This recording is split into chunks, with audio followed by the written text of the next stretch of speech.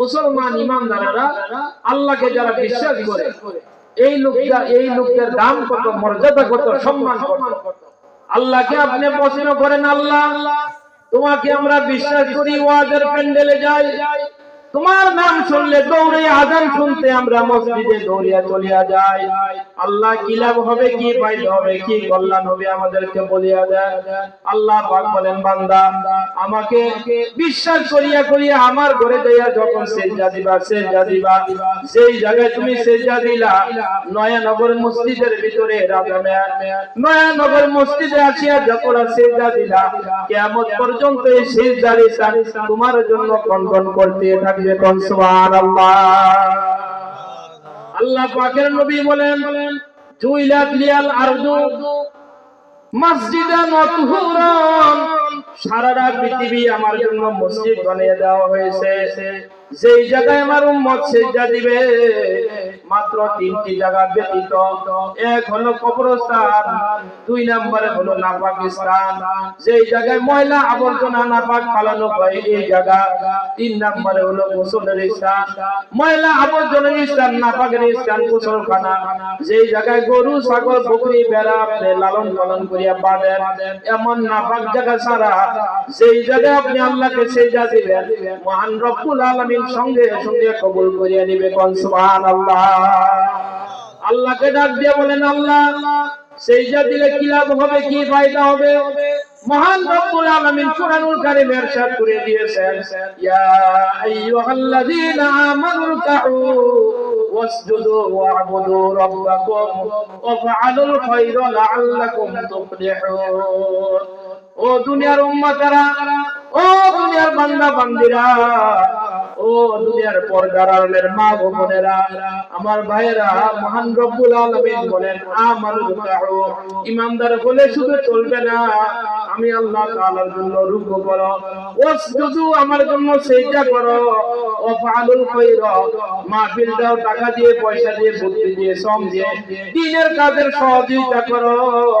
আল্লাহ পাক বলেন, লাআল্লাকুম তুফলিহুন, অবশ্যই তোমরা কামিয়াবি বান্দাদের ভিতরে গণ্য হয়ে যাবে। কোন সুবহানাল্লাহ। সিজদা না দিলে কি ক্ষতি হবে, কি ক্ষতি হবে? আল্লাহ পাক রব্বুল আলামিন সূরাতুল কলামের ভিতরে মহান রব্বুল আলামিন আপনাকে আমাকে ঘোষণা করে দিয়েছেন, সিজদা না দিলে কি ক্ষতি হবে। শোনো, আল্লাহ পাক বলবেন, ইয়াউমা ইউকশাফু আন সাকি ওয়া ইউদআউনা ইলা সুজুদি ফালা ইস্তাতিউনা খাশিয়াতান আবসারুহুম তারহাকুম বিল্লাহ ওয়া ক্বাদ কানু ইউদআউনা ইলা সুজুদি ওয়া হুম সালিমুন। মহান রব্বুল আলামিন বলেন, কিয়ামতের ময়দানে অধিক পরিমাণে বান্দা বান্দিকে বলা হবে, আমি আল্লাহ তাআলাকে তোমরা সিজদা দাও। আল্লাহ পাক বলেন, ফালা ইস্তাতিউনা, সক্ষম হবে না সিজদা দেওয়ার জন্য।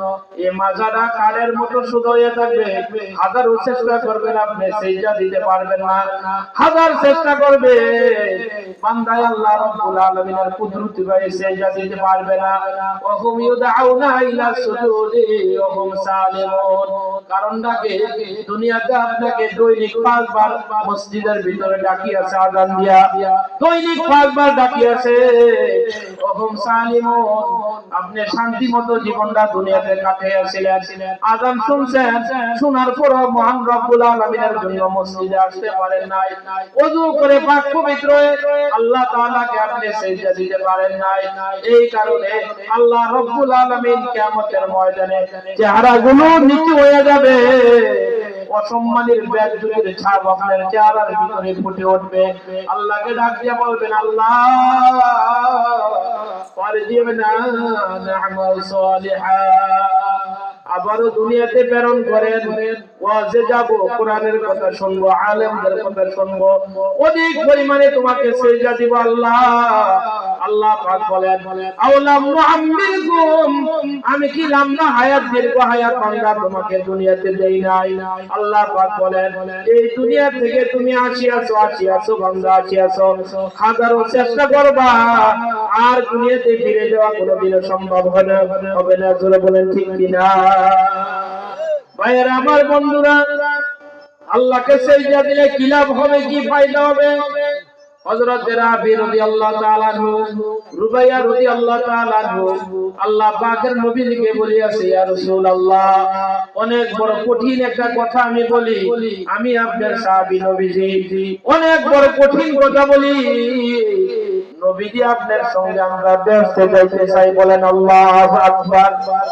আপনারা কি সেই বেহেশতে যাইতে চান? আরে জোরে বলেন ভাই, চান কিনা? ভাইয়েরা আমার, বন্ধুরা, রুবাইয়া রাদিয়াল্লাহু তাআলা আনহু আল্লাহর নবীকে বলিয়াছেন, ইয়া রাসূলুল্লাহ, নিষ্পাপ মাসুম নবীর সঙ্গে বেহেশতে যাইতে চাই।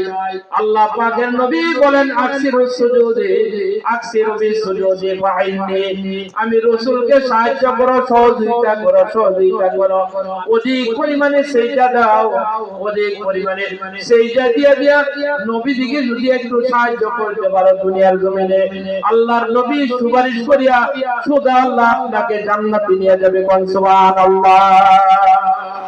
নবীজির সঙ্গে আপনি বেহেশতে যাইতে পারবেন। আপনারা কি সেই বেহেশতে যাইতে চান? আল্লাহ যেন আমাদেরকে কবুল করে, বলেন আমিন। ভাইরা আমার, বন্ধুরা, সেজদা বহুত বড় দামি জিনিস, সেজদা বহুত বড় দামি জিনিস। আপনি আল্লাহকে সেজদা দিবেন, অন্য গাল দিয়ে ইবলিস শয়তান আফসোস করতে থাকবে, আফসোস করতে থাকবে।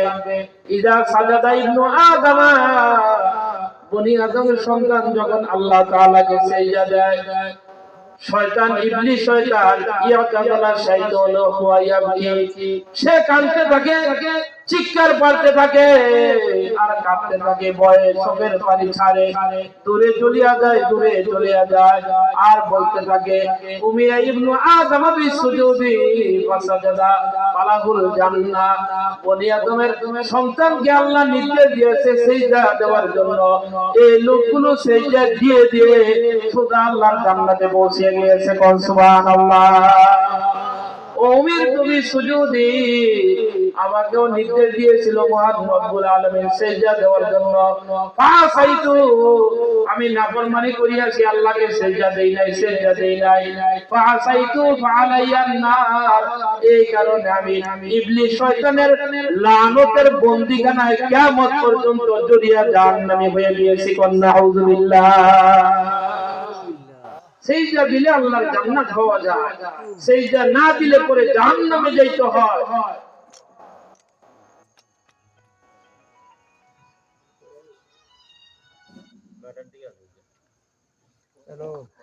তাহলে একেবারে সব সময় আছে, আর 10-15 মিনিট আলোচনা করব। আল্লাহ যেন আমাদেরকে ধৈর্য সহকারে কোরআন হাদিসের গুরুত্বপূর্ণ আলোচনা শোনার তৌফিক দান করে, বলেন আমিন।